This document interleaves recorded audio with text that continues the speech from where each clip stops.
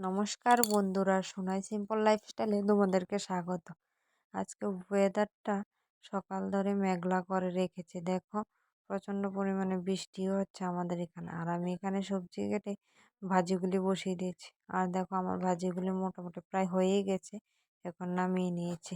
আর সবজিটাও এদিকে বসিয়ে দিয়েছি। এখানে একটা শুটকি তরকারি করছি, ডেকির শাক বলে আমাদের বাসায় এটাকে, ডেকির শাক দিয়ে। আর দেখো, কথা বলতে বলতে নামিয়েও ফেললাম। আর এখন চলে এলাম ঘর গোছাতে।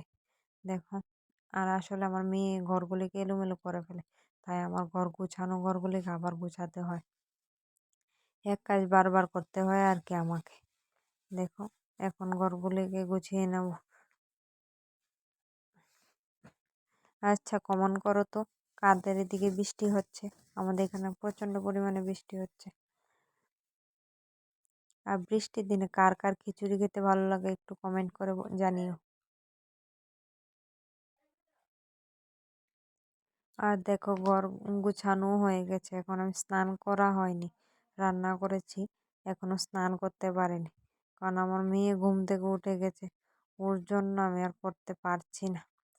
এখন আমার মেয়ের কাপড়গুলি গুছিয়ে নিচ্ছি আমি। আসলে বাইরে প্রচণ্ড পরিমাণে বৃষ্টি হচ্ছে তো তাই। আর একটা জিনিস কি জানো, যারা বাড়িতে ছোট বাচ্চা আছে তারা মারা একমাত্র বলতে পারবে, তাদের বৃষ্টির দিন নিয়ে কোনো আলাদা মজা হয় না বা আনন্দ লাগে না মনের মধ্যে।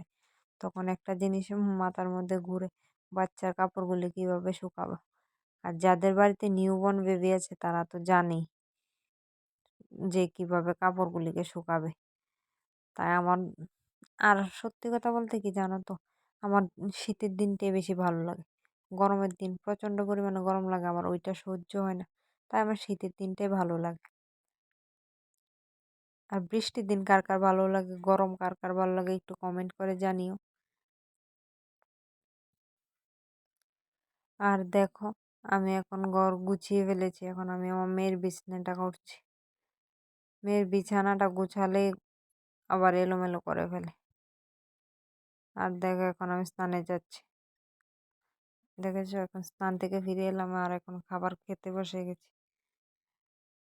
যারা ফেসবুক থেকে আমার ভিডিওটা দেখছো তারা ফেসবুক পেজটা ফলো করে দিও। আর যারা ইউটিউব থেকে দেখছো তারা আমার ইউটিউব চ্যানেলটা সাবস্ক্রাইব করে দিও।